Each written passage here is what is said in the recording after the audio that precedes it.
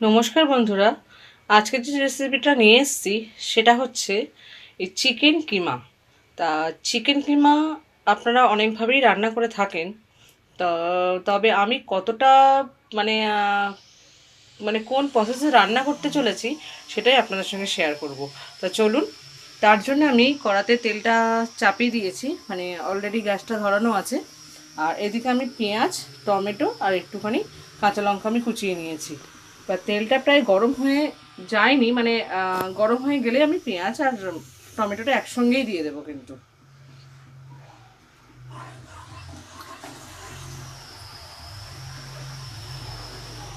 এর মধ্যেই এবার তেলটা প্রায় গরম হয়ে গেছে, এর মধ্যেই আমি পেঁয়াজ আর টমেটোটা দিয়ে দেবো।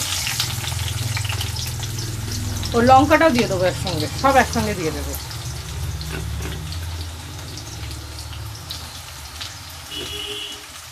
এই সব একসঙ্গে আমি দিয়ে দিলাম।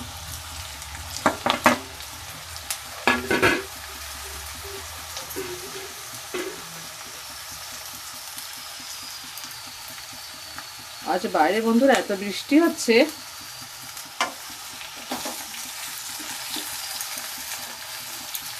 পেঁয়াজটা একটু মানে ভেজে মানে ভাজা ভাজা হয়ে আসবে, ততক্ষণ আমি নাড়তে থাকি।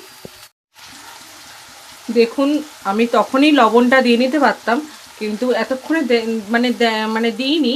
তার কারণ হচ্ছে একটু পেঁয়াজটা সামান্য একটুখানি নরম হয়ে এসছে, তারপর আমি লবণটা দেবো। এই লবণটা দিলে আরও মানে নরম হয়ে যাবে পেঁয়াজটা। আমি এই লবণটা দিয়ে দিলাম, আর একটু হলুদ দিয়ে দিলাম।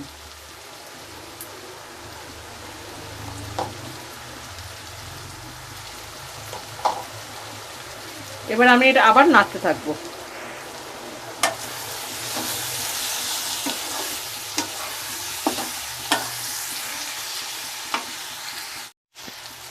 বন্ধুরা দেখুন, পেঁয়াজটা এখনো এই অবস্থা।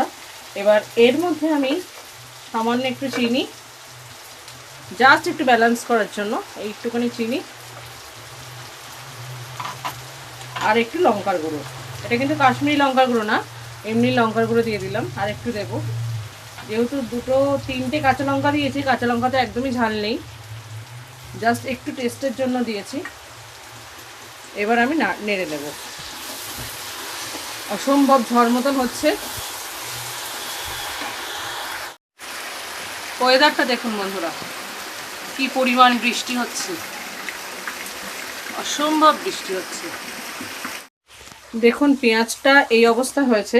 এবার এর মধ্যে আমি আদা আর রসুনের পেস্ট দিয়ে দেবো।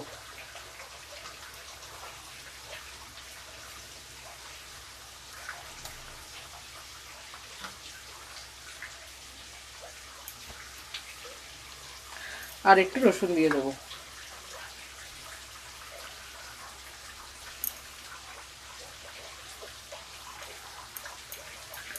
এবার এটাকে নেড়ে দেবো। গ্যাসটা একটু কম করা আছে।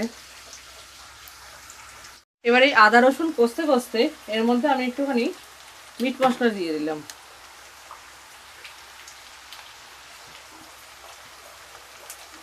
আর একটু দেবো, ওতে কম ছিল।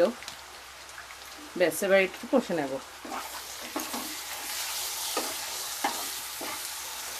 দেখুন কতটা তেল ছেড়ে দিচ্ছে। এবার আমি মাংসগুলো আস্তে আস্তে দিয়ে দেবো, আর একটুখানি হোক। এবার দেখুন এই পেঁয়াজটা হয়ে গেছে কষানো।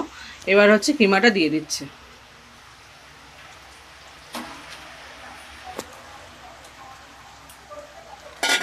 এবার কিমা দিয়ে নাড়বে।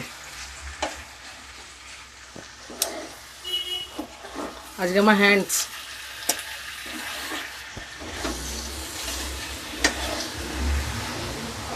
কিছুক্ষণ তাহলে নাড়তে থাকো। হ্যাঁ, এবার বেশ মাখামাখি করে নিয়েছে মানে কিমার সঙ্গে। এবার কিছুক্ষণ ঢেকে দেবে। হ্যাঁ বন্ধুরা দেখুন, ভেতরে মানে কতটা জল বেরিয়েছে। এবার একটুখানি ঢাকনাটা খুলে একটুখানি এপাশ ওপাশ করে দিচ্ছে, আবার ঢেকে দেবে। একটু নাড়িয়ে আবার ঢেকে দেবে। রঙটা একদম অন্যরকম লাগছে, সাদা সাদা মতো লাগছে, কিন্তু অ্যাকচুয়াল হলুদি কালার। কিছুক্ষণ নেড়ে নিই। এই অবস্থায় আমি একটুখানি কাশ্মীরি লঙ্কার গুঁড়ো দিয়ে দেবো,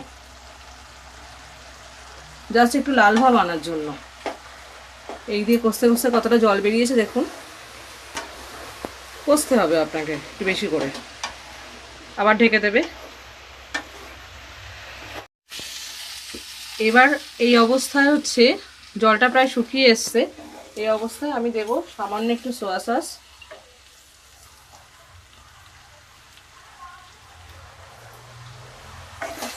আর দেবো একটু টমেটো কেচাপ।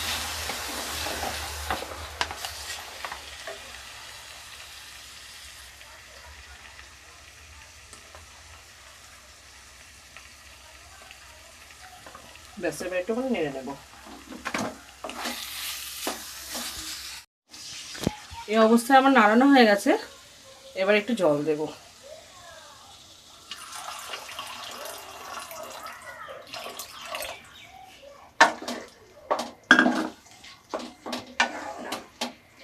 এবার ঢেকে দেবে তো। এবার এই অবস্থায় একটু নেড়ে সামান্য ঢেকে দেবে। একটু জল লাগবে তো, আর একটু জল লাগবে।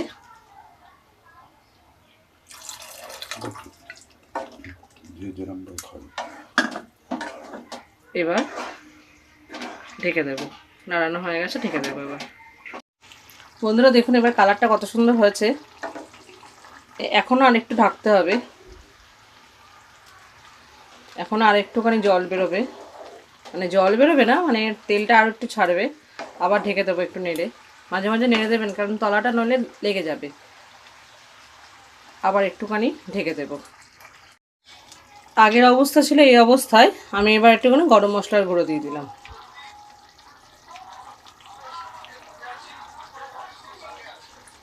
এবার নেড়ে দেবো।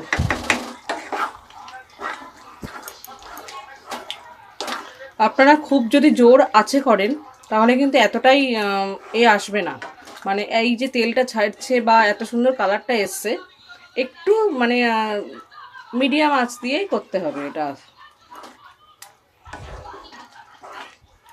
আবার আমি কিন্তু ঢেকে দেবো, যেহেতু গরম মশলাটা দেওয়া আছে কিছুক্ষণ ঢেকে দেবো।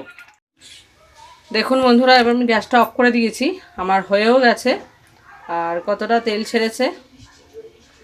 এইভাবে যে আমি ওই টমেটো কেচাপ বা টমেটো সসটা দিয়েছি, আর এই যে সয়া সসটা দিয়েছি, এই দুটো দিয়েই অবশ্যই চিকেন কিমাটা করে ট্রাই করবেন।